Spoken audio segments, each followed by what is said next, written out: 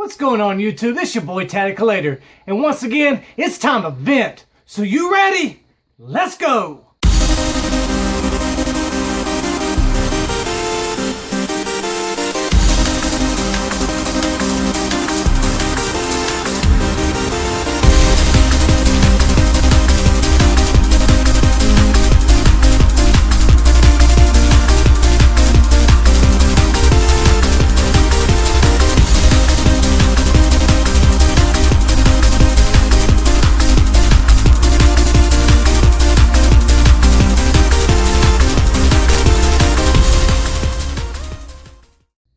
Okay, so this episode is about shit that just pisses me off collecting in 2018.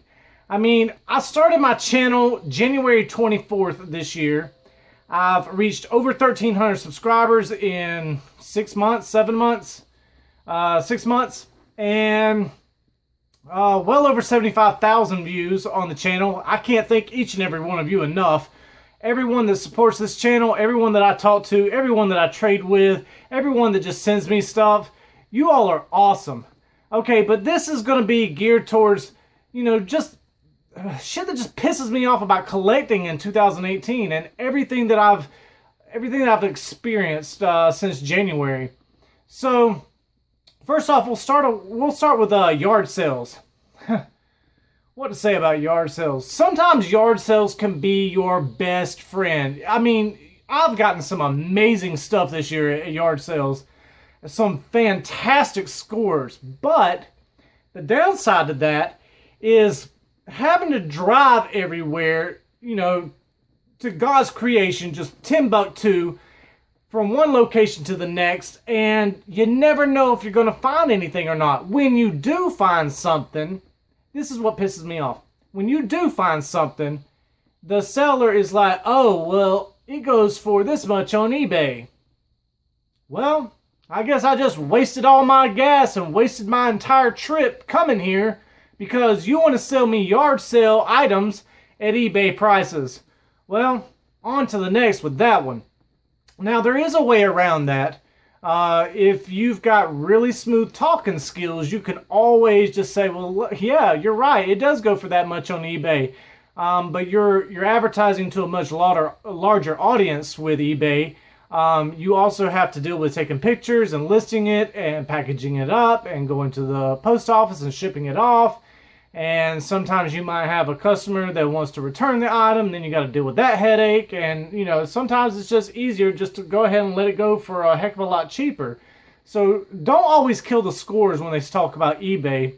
But,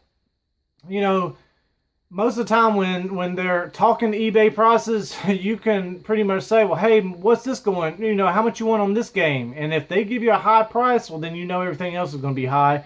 And you might as well just, if you can talk it up and you can talk them down cheaper, great.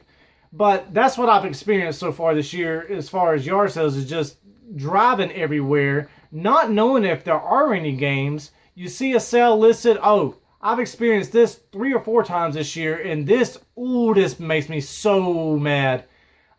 Is that when yard sales are advertised on, whether it be Facebook Marketplace or Let Go or wherever you find the listing, or whether it be in the newspaper, and then you show up to that location and there's no sale. It's like they changed their mind.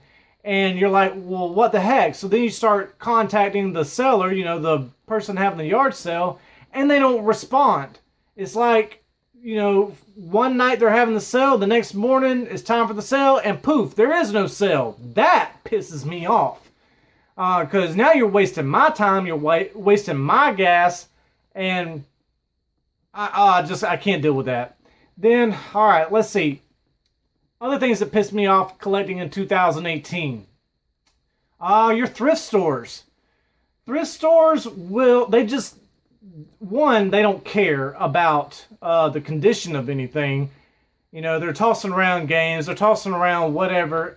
Things are getting scratched up. Inconsistency with pricing is a big key. It all depends on who's got that price gun in the back.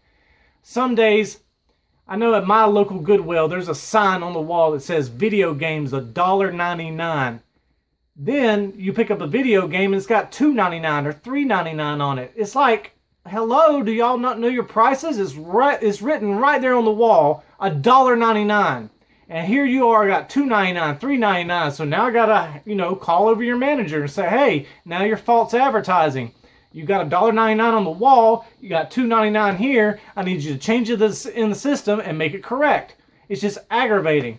Another big thing that's aggravating is when you go into Goodwill and you find, or whether it be Salvation Army or any other thrift store, but especially my Goodwill, there are certain days and certain times you just do not walk in. One of them being Sunday right after they open.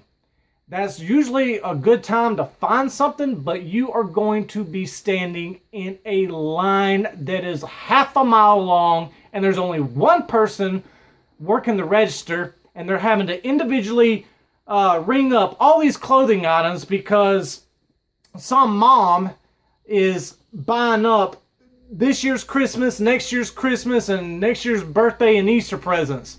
I mean, it's insane. They'll go in and come out with a shopping cart full of clothes, and each one of those items has to be individually rang up. Especially, another thing that could slow it down is if it's like the color for the day and they're having to discount all these items. That's freaking annoying. But I've walked into Goodwill several times where I've had to stand in line for a good 30 to 45 minutes just to get my one game that cost me $1.99, and it's only worth like $12 anyway, so that shit just pisses me off. I'm like, sometimes it's just not even worth it. I've got better things I can do with my time. Pawn shops. My God, has Lending Bear this year been so amazing to me. They had 1 week where everything was 50% off. They stored all of their video games in these big, huge Rubbermaid bins in the back. And for 3 days in a row, they let me come to the store and they would roll those bins out and roll them out just for me to look through. When I got through looking through them, I rolled them right back to them and they put them right back up in the back. Fantastic. I know everybody at Lending Bear by name now. I go almost every single day. I find good stuff there almost every single day. And another thing that I just started recently picking up and flipping are DVDs and Blu-rays. And you wouldn't believe how many times they've pulled out boxes from the back office that are getting ready to come out. They haven't even priced them yet, and they let me go through them and get first pick. I mean, these people are awesome. And we've built a really good relationship, especially the one that's right around the corner from me. And so I can't say enough about Lending Bear, but pawn shops in general. Lending Bear is a chain. There's one here in my hometown. There's one over in the next town, about 8 or 9 miles away. There's another one about 30 minutes away, and there's another one about an hour away. They're all owned by the same owner. They're all the same company, but inconsistency with prices. Over here, you could have $4 on PS3 games all day, every day. At the one that's 30 to 40 miles away, it could be $6. I mean, that's just, it is what it is when it comes to that, but it's so inconsistent. If you are a chain and you price everything pretty much the same, then you should have flat rate pricing all along the board. What really ticks me off about pawn shops are pawn shops that individually price their video games and all of their items. There's a pawn shop over in the next town over that I've only been into one time. I've only ever bought one thing from them, and that's because they had it extremely mispriced. And as a matter of fact, it was this game right here. They had Dragon's Lair Trilogy marked at $25 when this game goes for $50 to $60 all day on a good day. I think the price has come down a little bit on that game, but I mean, still $25, and I never see that game. I went ahead and paid for it. But still, $25 for a video game at a pawn shop, that's pretty outrageous. If this would have been sitting at Lending Bear, this would have been $4 all day, every day. And that's what I love about that company. But a lot of pawn shops are just so inconsistent. And that's basically all I can really say about pawn shops, is that sometimes you find really good stuff, sometimes you can find some amazing scores, and then other times you know, the prices are all over the place. Like for instance, right here in my hometown, they've got a couple of Wii's. A few of them are $30, and there's one in there that's $50. I'm like, what makes this one so much different than the $30 ones? And they're like, oh, well, it comes with more stuff. And I'm like, well, when all your advertising are the consoles out on the floor for $30 and then $50, people are going to start to wonder, well, what's up with that one? Why is it $20 more? And it's probably going to sit longer. If you priced everything the same, no matter what it came with, you'd be able to sell a lot quicker. Especially if I knew that $50 one came with a whole bunch of other stuff that the $30 ones didn't come with. I'd snatch that up in a heartbeat. So we covered yard sales, we've covered thrift stores, we've covered pawn shops. Let's cover Facebook Marketplace, Letgo, and OfferUp. Letgo just recently, I think today, as a matter of fact, someone messaged me about this, saying that Letgo is now going to start pretty much appraising the item that you are selling and letting the seller know what it's worth and what it's been selling for. That is a huge downfall to Letgo for collectors and for people that are looking for items stupid cheap on there, such as myself, in order to flip and make money and or to add to their collection for free.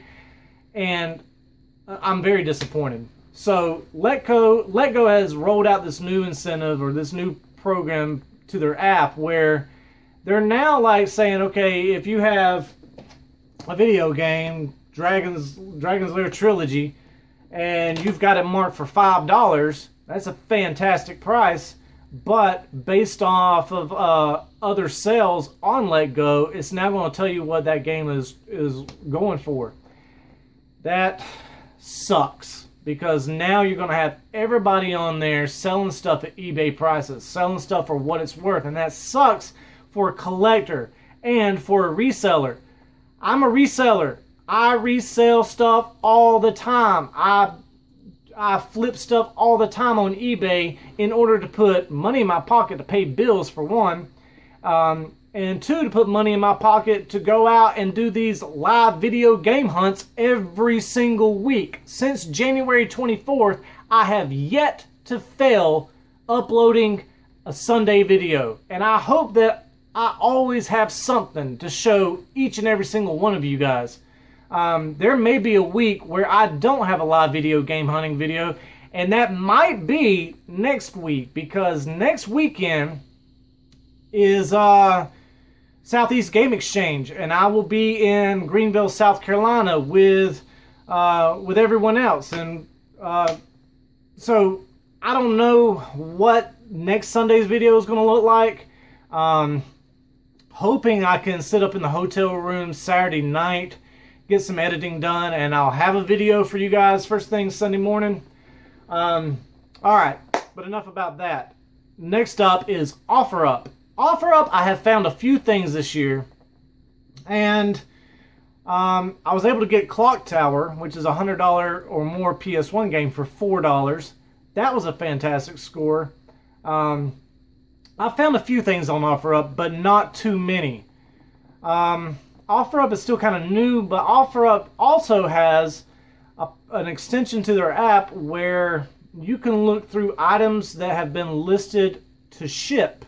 So when you list an item to sell, if you want to sell it quicker and make it more available to the entire United States or to everyone that is looking on OfferUp, you can select that the item is available for shipping. So if you live in California and you see an item here in Georgia that you want that's listed under shipping, you can go ahead and buy it through the app, and then that seller then has to ship it to you.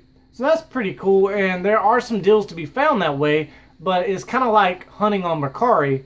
Mercari, you basically just have to sit there and keep refreshing and keep refreshing and keep refreshing, and you can spend a good hour, 2 hours, 3 hours refreshing on Mercari looking for one good, awesome score.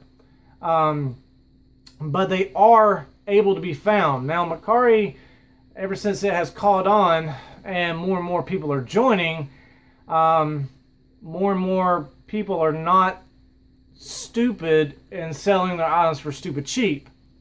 A few months ago, that wasn't the case. A few months ago, you could find all kinds of stuff for dirt cheap because people just didn't know what they had and they didn't take the time to look up the prices. Facebook Marketplace. Facebook Marketplace is great, and I've had some awesome scores on Facebook Marketplace this year. But there is a downside. The downside is in the area that I live in, because it is so remote, because it is not very populated, the scores are few and far between. So I can spend all day on Facebook and I can search outside of my area up to, I think, 60 miles or so, and I might find one good deal. But knowing my luck, that one good deal is 60 miles away, and so someone that lives a lot closer is going to be able to get to it a heck of a lot quicker than I am. I have found some that are, about 30 miles away, and I was able to snatch them up. But that's only because I contacted the seller. I said, hey, listen, I want to buy this right now. I take a picture of the cash that I got in my hand, said I got cash in hand. I will come to you ASAP if you go ahead and mark the listing as sold, and I'll be on my way. That actually just happened this week. You will be able to see that footage in Sunday's video. And but collecting in 2018, man, it is very competitive. It's very, very salty world. There are some other collectors out there. There's another collector in my area that I'm buddies with, and he has found some really good stuff that even I've been a little bit jealous over. Billy, that score in Valdosta that you found, man, oh man, I wish I could have been there, and I wish I could have snatched that up. But I congratulate you. Fantastic find there, buddy. If you're watching. But there are some people that I compete with. There are some stores in the area that I compete with as well, because I know they're out hunting just like I am. And so it's a grind. It's a grind, but it has become the most addictive thing that I have ever done in the past 10 years. And I've done a lot of things that were stupid and things I shouldn't have done. But it's very addicting. The rush in finding these things is so much fun.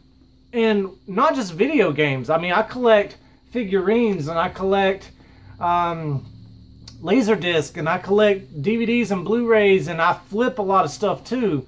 I especially flip the out-of-print DVDs and Blu-rays that I come across. But like I told y'all, I'm collecting, I'm looking down here at my Blu-ray collection right now. I'm collecting horror and superhero Blu-rays. Or if it's just a Blu-ray that has a lot of nostalgia to me. But this is a lot of stuff that just pisses me off. I mean, going out and hunting and all that is so much fun, but just the bullshit you have to deal with all the time, whether it be, scratched up games, a game that you have been looking for months, and you finally find it, and you take it out of the case and you flip it around, and it's scratched to hell and back, and it won't even play in your system, and you just want to put it back in the case and chunk it like a frisbee and say, oh, screw this. It's a pain in the ass. Then, when you do come across a big lot, let's say a huge box full of retro stuff, a lot of this retro stuff needs to be cleaned. So spending hours upon hours cleaning consoles from the inside out, cleaning cartridges from the inside out, making them readily available to resell if that's what you're going to do to recoup your money, like I do. So I spend hours cleaning everything, then I list everything, and people want to lowball me. I'm like, heck no. No, it's worth every bit of what I list it for, because one, that's what it sells for. Actually, that's what it sells for, one, on eBay or cheaper. And two, if you go into stores, it's cheaper than what you're going to find in stores. So, plus, I'm spending all the time and energy cleaning and testing and making sure that console looks as good as possible. And I've got a video on here, I know that y'all have seen, of me refurbishing and cleaning an N64 from the inside out. It takes time. But the lowball offers, oh God, I can't stand them. But I mean, I'm guilty of it too. If I see something listed, I want to try to get it cheaper. I totally understand that. But as a reseller, you got to stick with a firm foot, put your foot down and say, listen, this is the bottom line. This is what I'm going to take for it, no less. And so things will probably sit for a while until you find that one buyer that just says, all right, cool, I'll go ahead and take it for that price. So there's a lot that just irritates the crap out of me in collecting in 2018, but I wouldn't have it any other way. And I'm sure that each and every single one of you guys have experienced something that just irritates the shit out of you. If you have, from something you've experienced this year, let me know in the comments below. I want to hear the shit that pisses you off about collecting in 2018. And so yeah, go ahead and leave that comment. If you've enjoyed the content, go ahead and leave a thumbs up. And if you haven't subscribed yet, I don't know what you're waiting on. Go ahead and hit that subscribe button. Let me know that you care and share this video for all your friends to see. While you're at it, hit the little bell icon next to it. When you do, you're going to receive a notification every single time I upload new content.